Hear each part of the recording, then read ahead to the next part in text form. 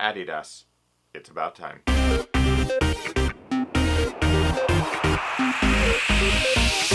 Ginger Runner.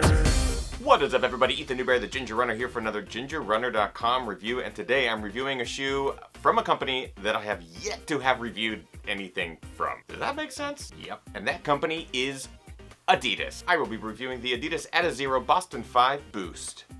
That's the Boost. I honestly can't believe it has taken me this long to review an Adidas shoe, and to be totally honest, I was really surprised by just how much I enjoyed it. I remember growing up and playing soccer or football, indoor and outdoor soccer shoes. Adidas was the brand that I had to have on my feet. Then for some reason I grew up and I just kind of stopped wearing Adidas for some reason. But finally I get my feet back into a pair of Adidas, and this was the pair that I chose. Remember, this is the first Adidas that I'm reviewing, so I don't necessarily have experience in the Boston 4 through 1 or other Adidas Boost shoes to compare it to, so it's pretty much just this one at this point. And like I said, I had a great time in it. The Adizero Boston 5 Boost, I'm just going to call it the Boston 5, is a pretty darn good neutral, responsive, mid to long distance racer. It's stiff through the midfoot, a little bit more flexible in the forefoot. The upper is thin. The EVA tends to be more on the responsive side. It's great for going fast and really rewards those who have dialed in their gait and their form. I mean, it's definitely meant to be for the faster feet. With that being said, let's get on to things that I like and dislike about the Boston 5 Boost. Things that I like. Snappy and responsive. The very first run in these shoes, it was the first thing I noticed was just how responsive but comfortable responsive these shoes were. That EVA, that Boost EVA is really, really nice. It's really fantastic for those of you who are a midfoot or forefoot striker and really like to go fast. You're not going to get a ton of plush cushioning in this shoe, but that's not what it's necessarily designed for. The Boost. When Adidas released the Boost, I was a bit skeptical. I thought it was a big marketing hoopla, but honestly, now that I've tried it out, I really do enjoy it. I don't necessarily know if it has those advertised benefits of being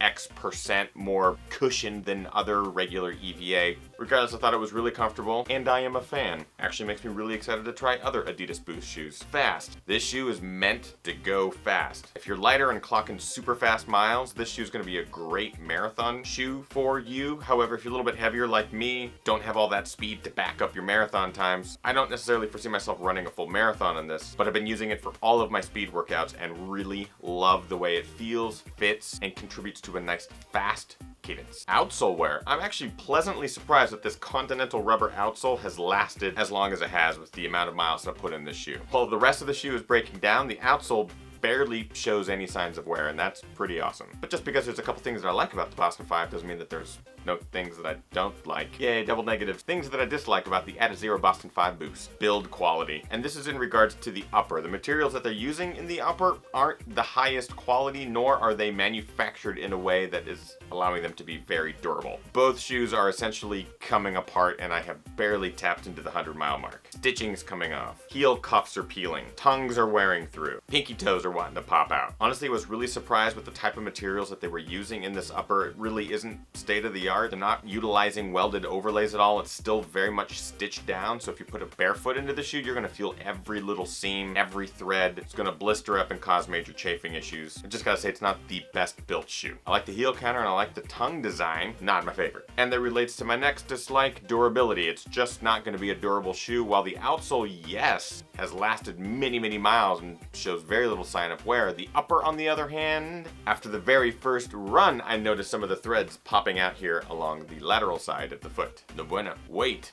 At over 9 ounces, it's not a super light shoe. For a shoe that I really want to be light and fast, 1 out of 2 ain't bad, but honestly 2 out of 2 would be even better. There are so many places where I know that they could trim some of the weight of the shoe and make it a really light, fast racer. Narrow, and not so much in the middle of the forefoot, but more through the midfoot as well as the toe area. In fact, I already have a little bit of a pinky wear here on the lateral side of the shoe, and that's definitely not good. I like a shoe that's a little bit more flexible in the width department, and unfortunately this shoe is a little bit too narrow. But that is it for dislikes. Again, I was pleasantly surprised by this shoe. I'm actually really excited to try other Adidas Boost shoes, and I have been really pleased running in this shoe for middle distance. Anywhere from 10 to 15 miles has been really, really great, but about the extent of which I am willing to push this shoe. I think it's time to get into the points for the Boston 5 Boost. Quality, I'm gonna give it a 3 out of 5. I think the outsole is awesome. I think the Boost and the EVA is awesome. I think the upper is lacking. Some of the design features are really great, but the overall quality, not so much. 3 out of 5. Comfort,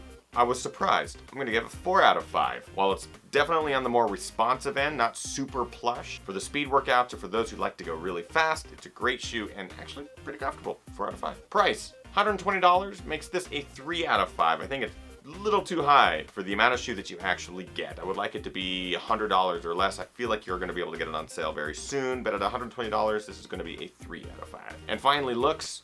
I like the looks, and this isn't the only color that they do make that I do like, so I'm gonna give it 4 out of 5. Nice job, Adidas. That brings our total for the Adidas Adizero Boston 5 Boost to 14 out of 20. And that wraps up my review of the shoe. Now my question for you, have you run in the Boston 5 or the Boston 4 or any of the earlier models? If so, let me know in the comments what you think of the new models. You know what, in fact, let me know what you guys think of any of the Boost models. Which Boost should I get? The Ultra Boost or any of the other Adidas models? I'm really curious what you guys think, so let me know in the comments below. And that is it for today's review. I hope you guys liked it. If you did, make sure that you thumbs up and share it with the world. And of course, subscribe to the channel, youtube.com/thegingerrunner. You can find me on all the social networks. Over on Twitter, it's @thegingerrunner, Facebook, facebook.com/thegingerrunner, gingerrunner.com, and on Instagram, it's @EthanNewberry. And finally, don't forget to visit the YouTube channel every single Monday at 6 p.m. Pacific Standard Time, because I'm doing live shows with guests talking about all things running, endurance, ultra, everything. It's a lot of fun. I don't want you guys to miss out on that. And of course, if you want to join the exclusive Patreon club, all you have to do is go over to patreon.com/thegingerrunner and check it out. There's a whole private feed there just for patrons. Now, I hope you guys are getting out there training hard, racing harder, and partying the hardest. I know I am. We'll see you guys next week for another video or review. Who knows? Okay, bye-bye.